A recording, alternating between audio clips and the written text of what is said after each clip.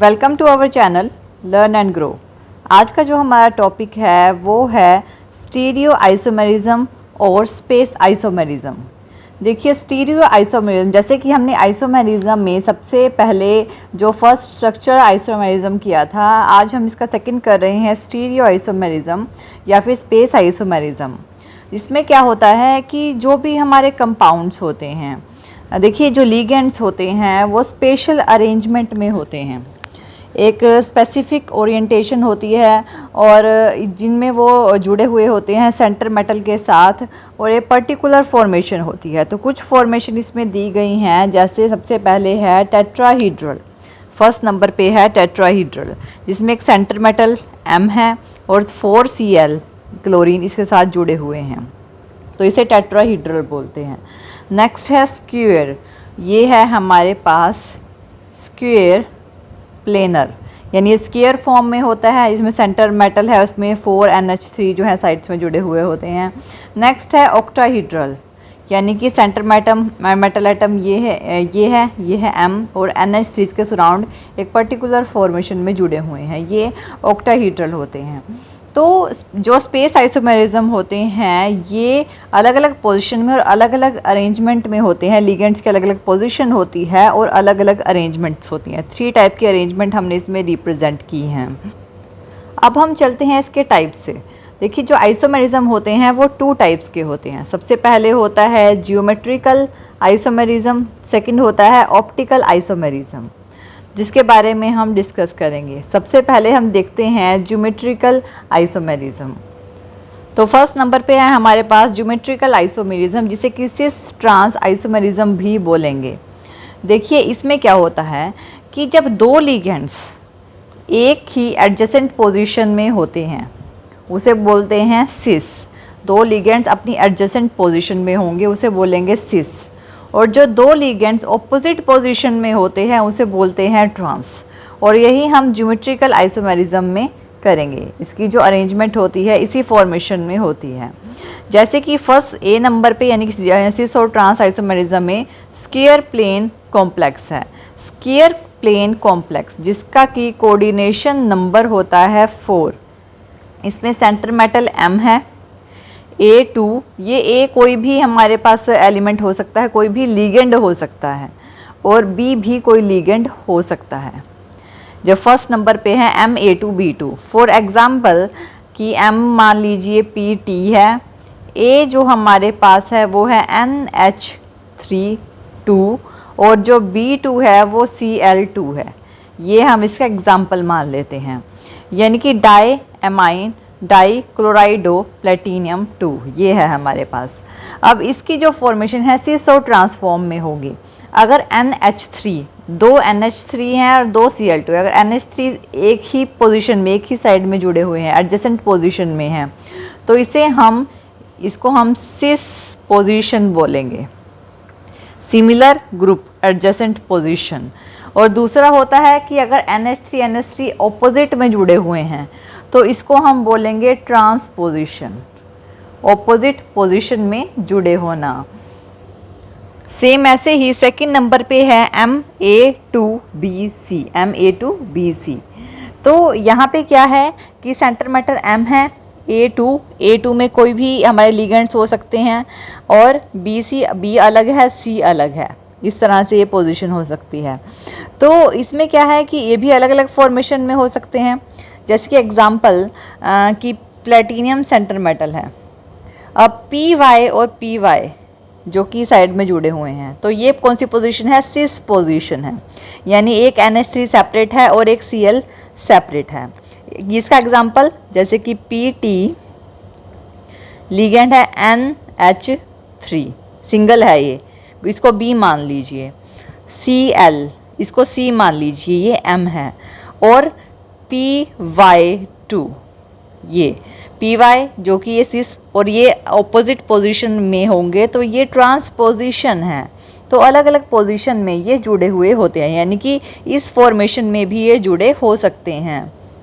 Next है हमारे पास MAB2 type के जो इस ज्योमेट्रिकल आइसोमेरिज्म होती है, MAB2 टाइप के। अब इसमें इस तरह की पोजीशन होती है। ए बी जो रिप्रेजेंट करते हैं अनसिमेट्रिकल डाइडेंटेंट लिगेंड्स को। अब जैसे कि हमारे पास सेंटर मेटल पी टी है, यहाँ पे सी ओ डबल ओ सी ओ ओ ये वाली फॉर्मेशन जुड़ी हुई है और एक ये वाली फॉर्मेशन इसकी जुड़ी हुई है।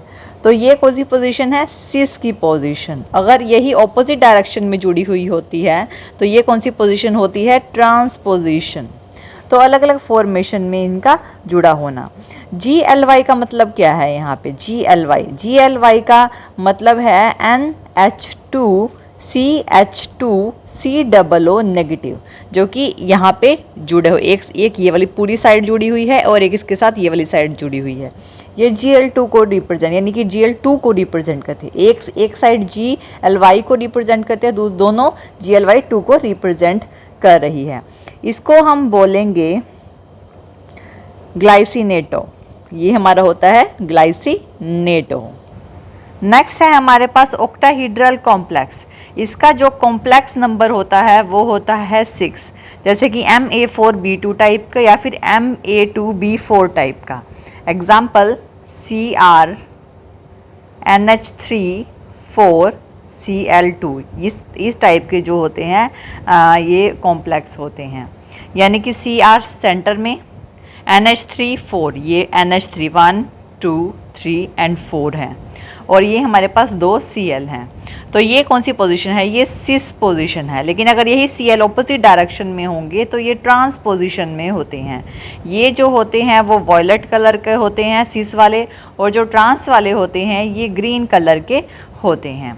इसमें दूसरी जो टाइप होती है वो होगी MAA2B2 MAA2BC, ये वाली टाइप हो सकती है।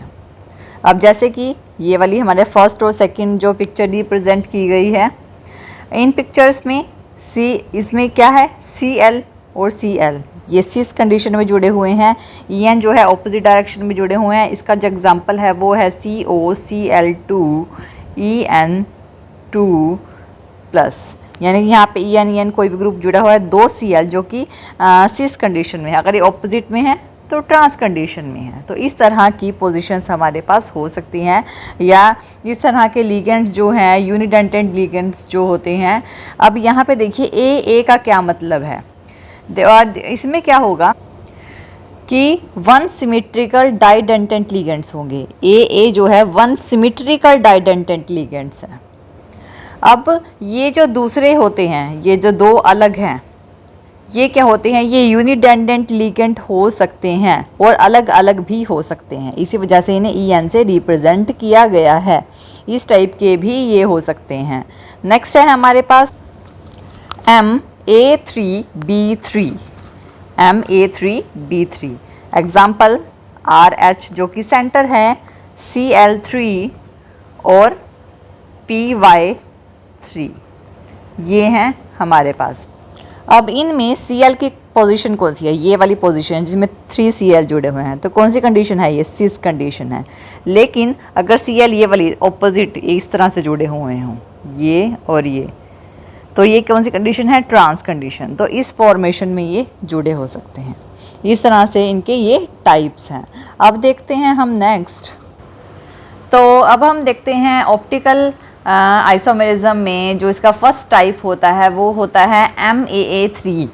अब सबसे पहले देखिए ऑप्टिकल आइसोमेरिज्म क्या होती है। जब भी आइसोमर्स को रोटेट करते हैं, सपोज कीजिए कि आप किसी शीशे के आगे खड़े हैं और जब आप अपना राइट हैंड उठाते हैं तो आपको इमेज में ऐसा लगता है कि आप लेफ्ट हैंड पिक कर रहे हैं, उठा रहे हैं।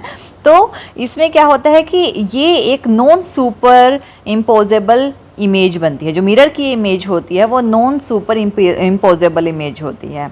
तो यही प्रोसेस हम इसमें रिप्रेजेंट करेंगे। मान लीजिए आपके पास फर्स्ट टाइप है MAA3 का, ये फर्स्ट टाइप रिप्रेजेंट कर रही हूँ, इसका एग्जाम्पल है। अब ये एक तो चीज़ है कि ये दोनों बीच में एक मिरर लगाया है, ये है हमारे पास मिरर। आप इस इमेज को मिरर में से देख रहे हैं तो ये कुछ इस तरह की दिखाई देगी। तो इसमें क्या है कि अगर हम इस इमेज को उठाकर इस इमेज के ऊपर रख दें तो ये जो है इसके सुपर इम्पोज नहीं करेगी, यानी सेम इमेज नहीं लगेगी, ये थोड़ी अलग अलग डिफरेंट इमेजेस लगेंगी। तो ये नॉन सुपर इम्पोजेबल इमेजेस होती हैं जो मिरर इमेज से मिरर से बनती हैं। जो मॉलिक्यूलर और आयंस होते हैं जो non super imposable mirror image एक दूसरे के साथ बनाते हैं उसे बोलते हैं हम चिरल, और इसकी जो प्रॉपर्टी होती है उसे हम बोलते हैं चिरलिटी, ये बोला जाता है इसे। अब इसको हम D और L से रिप्रेजेंट करते हैं, मतलब कि एक तो होगा D और दूसरे को बोलेंगे L। D मतलब कि ये है डेक्स्ट्रो, और L मतलब ये है लेइवो। तो इस तरह से D और L आइसोमर्स कंपाउंड्स, इसको हम एनेंशियोमर्स भी बोल सकते हैं और इसको हम एनेंशियोमॉर्फ्स भी बोल सकते हैं। यानी D को हम एनेंशियोमर और L को हम एनेंशियोमॉर्फ्स बोलेंगे। तो इसको हम राइट और लेफ़्ट से भी रिप्रेजेंट कर सकते हैं। तो ये ऑप्टिकल आइसोमेरिज्म होती है। ऑप्टिकल आइसोमेरिज्म में अब सेकंड हमारे पास सेम ये वाला एग्जाम्पल है। ये हमारा है D, बीच में लगा हुआ है एक मिरर, और ये है हमारे पास L। अगर हम इन दोनों को एक दूसरे के ऊपर रखेंगे तो क्या ये सुपर इम्पोज होगी? नहीं होगी। आप इस इमेज को उठाकर इस इमेज के ऊपर रख दीजिए तो ये जो है एक दूसरे को मैच नहीं करेंगी। तो ये क्या होंगी कि ये जो हमारे एग्जाम्पल्स हैं ये रिप्रेजेंट करते हैं non super imposable mirror images को, जो एक दूसरे के ऊपर सुपर इम्पोज नहीं हो सकती। अब हमारे पास सेकंड टाइप क्या है इसका जो हमारे पास सेकंड टाइप है वो है MAA2B2 और MAA2BC। ये है यानी कि दो सिमेट्रिकल डाइडेंटेंट लिगेंड्स। फॉर एग्जांपल इसमें भी हम इस टाइप के लिए एग्जांपल देखते हैं, जैसे कि CO मेटल है सेंटर यानी M, Cl2 जो कि AA2 से रिप्रेजेंट किया गया है, और EN2 कोई भी अलग अलग हो सकते हैं ये, ठीक है, जिसे B2 से रिप्रेजेंट किया गया है। ये हमारे पास इसका एग्जाम्पल है। और इसका स्ट्रक्चर देखिए क्या है, ये है इसका स्ट्रक्चर। अब ये क्या है, CO सेंटर है हमारे पास, Cl2 ये रहे और EN ये रहे। अगर इसको हम मिरर में देखते हैं, मिरर में तो इस तरह की इमेज बनती है। अगर हम इस इमेज को इस इमेज के ऊपर रख दें तो ये एक दूसरे को सुपर इम्पोज करेंगी, ठीक है ना। मीन्स टू से कि आप इसका स्ट्रक्चर देखिए, अगर आप इस इमेज को उठाकर इस इमेज के ऊपर रखते हैं तो इससे क्या होगा, इससे ये होगा कि ये एक दूसरे को सुपर इम्पोज कर रही हैं। तो ये क्या है, सिमेट्रिकल हैं। सबसे पहले जो सबसे हमने पहले की थी वो नॉन सुपर इम्पोजेबल थी, और अब जो हम कर रहे हैं ये सिमेट्रिकल हैं, यानी कि सुपर इम्पोज करेंगी एक दूसरे को। तो इस तरह से हम इनको रिप्रेजेंट करते हैं। अब यहाँ सेम कंडीशन हम इस इमेज के लिए, सेकंड वाली इमेज के लिए लेते हैं। ये फर्स्ट इमेज, ये सेकंड इमेज अगर हम, ये तो हमारी जो कंडीशन है ये ट्रांस कंडीशन है, लेकिन सेम फॉर्मूला अगर हम इस चीज़ के लिए लगाएं, यानी कि सिस कंडीशन के लिए लगाएं, ये जो है सिस कंडीशन है, तो दो Cl तो यहाँ पे आ गए, सेंटर हमारे पास है CO और दो EN जो साइड में जुड़े हुए थे वो इस तरह से जुड़े, देखिए आप कैसे जुड़े हुए हैं। तो क्या ये सुपर इम्पोजेबल हैं? देखिए अगर आप एक इमेज को इसमें बीच में से मिरर है, अगर एक इमेज को दूसरे इमेज के ऊपर यहाँ पे रखोगे ना तो ये एक दूसरे को सुपर इम्पोज नहीं करेंगी। तो ये जो है ट्रांस कंडीशन में तो सुपर इम्पोज कर रही हैं, लेकिन सिस कंडीशन में सुपर इम्पोज नहीं कर रही। तो ये होती है हमारी जो ऑप्टिकल आइसोमेरिज्म होती है। तो ये अलग अलग तरह के होते हैं। ये इस कंडीशन में एक दूसरे के ऊपर जाके सुपर इम्पोज कर सकता है। अगर एक इमेज को हम दूसरी इमेज, अगर वो सेम है, मिरर में सेम दिखाई दे रही है, EN यहाँ भी है, EN यहाँ भी है, जबकि मिरर में ये वाला EN इस साइड रिप्रेजेंट करेगा और ये वाला जो EN है ये इस साइड रिप्रेजेंट करेगा, लेकिन फिर भी वो क्या होगी, सुपर इम्पोजेबल होगी, क्योंकि वो सेम टाइप के एलिमेंट्स जुड़े हुए हैं और सेम स्ट्रक्चर है। लेकिन इस कंडीशन में ऐसा नहीं है, तो ये क्या होगी, नॉन सुपर इम्पोजेबल होगी, और ये जो होगी वो सुपर इम्पोजेबल होगी। ये जो हमारी है ये हमारे स्टीरियो आइसोमेरिज्म होती है, स्पेस आइसोमेरिज्म होती है। तो थैंक यू ये वीडियो देखने के लिए। और ज़्यादा अपडेटिंग वीडियोस के लिए आप हमारे चैनल लर्न एंड ग्रो पे हम सब्सक्राइब कर सकते हैं। Thank you.